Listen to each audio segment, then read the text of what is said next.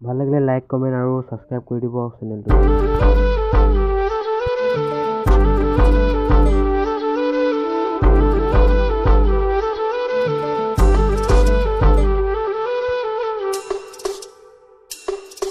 অচিনাকি বাতৰ সুৰে মোক কি কথা কৈ যায়, সৰু সৰু কথাবোৰে তাই মোহি যায়।